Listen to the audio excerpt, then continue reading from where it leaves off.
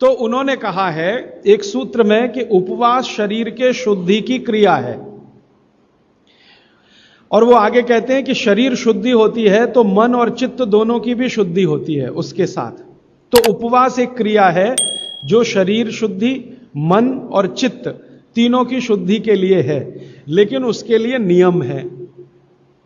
वो ये कहते हैं कि जब आपके शरीर में आपको ऐसा लगने लगे कि अतिरिक्त कुछ हो रहा है, अतिरिक्त से मतलब मैं समझाता हूं, आप खाना खा रहे हैं और आपको ऐसा लग रहा है कि जितनी जरूरत है उतना खा रहे हैं, और कभी ऐसा लगने लगे कि जरूरत से ज्यादा खा लिया है, हमको तुरंत महसूस हो जाएगा, यह शरीर तुरंत बता देगा कि आज तो कुछ ज्यादा ही खा लिया।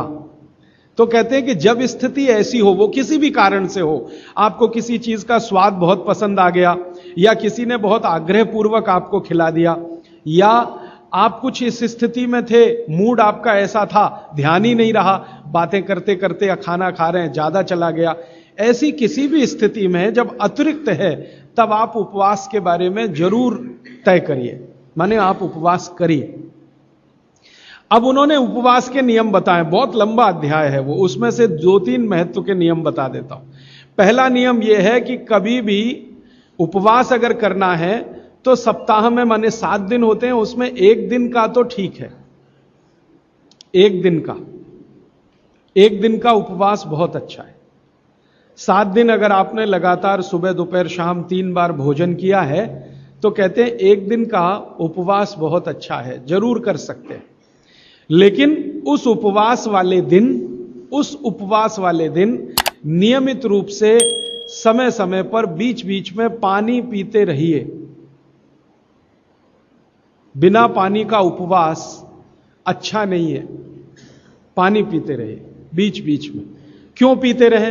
वो कहते हैं कि आप भले उपवास करो, लेकिन शरीर के पेट में जो अम्ल बनने की क्रिया है वो तो रुकने वाली नहीं है, वो तो तभी रुकती है जब आप मर जाते हैं।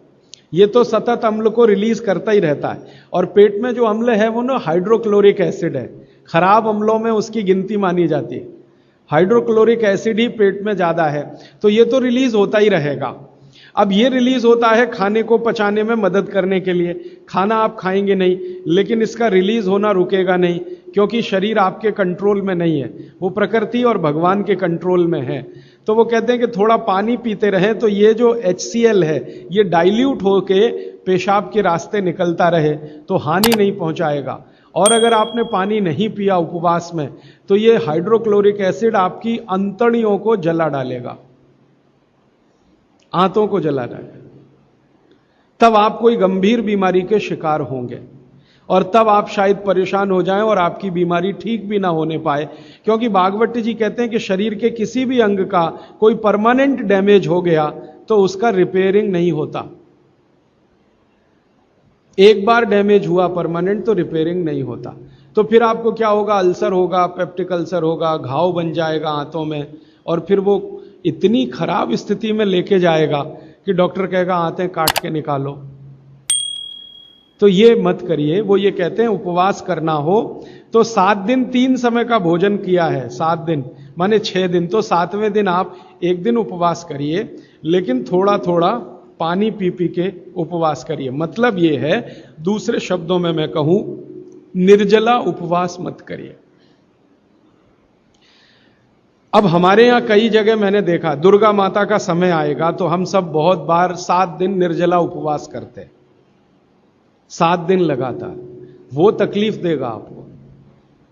आप करते हैं भक्ति भाव से, बहुत अच्छा है, लेकिन वो तकलीफ दे दे आपको शारीरिक रूप से, वो ठीक नहीं है। भागवत जी ने एक बहुत सुंदर सूत्र लिखा है। उन्होंने ये लिखा है कि जो शाकाहारी खाना खाने वाले लोग हैं, शाकाहारी, आप सब ज्यादातर उसी श्रेणी के हैं, इनके लिए उपवास अच्छा नहीं है ज्यादा लंबा। लेकिन जो मांसाहारी खाना खाते हैं उनको लंबे उपवास करने ही चाहिए। मांसाहारी खाना खाते हैं उनको लंबे उपवास करने ही चाहिए। शाकाहारी खाना खाते हैं उनको ज्यादा लंबे उपवास अच्छे नहीं है। अब ये उन्होंने लिख दिया, मैंने इसको फिर ऑब्जर्व करना शुरू किया। प्रकृति में 2 तरह के जानवर हैं, आप जानते हैं। कुछ हैं जो मांस ही खाएंगे, हिंसा करके ही अपना पेट भरेंगे। और कुछ हैं जो शाकाहारी हैं, गाय जैसे है, बकरी जैसे है, भैंस है, बैल है, चिड़िया है, ये सब शाकाहारी जीवों में गिनती होती है। लेकिन शेर है, चीता है, लगड़भग्गा है, लोमड़ी है, कुत्ता है, ये ऐसे जीव हैं जो मांस भी खाते हैं, और कुछ तो मांस ही खाते हैं। जैसे सांप है, बड़े से बड़ा सांप अजगर ले लो और छोटे से छोटा रसल्स वाइपर या करेत ले लो, ये मांस ही खाते हैं। मेढक को खाएंगे, छिपकली को खाएंगे, केंचुओं को खाएंगे, कुछ ना कुछ ऐसे जीवों को खाएंगे। लेकिन ये बड़े पक्के हैं नियम के, बाघ भट्ट का सारा कुछ इन्होंने ही सीखा है। हाँ, अजगर को मैंने बहुत ऑब्जर्व किया, वो एक बार खा लिया, वो कुछ भी खा लेगा।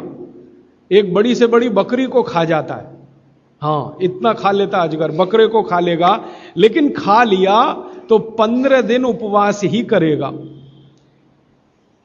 15 दिन उपवास करेगा, 16वें दिन ही दोबारा खाएगा फिर। तो भागवत जी कहते हैं कि नियम यह है कि अगर आप मांस खा रहे हैं किसी भी तरह का, तो आप लंबे उपवास जरूर करें।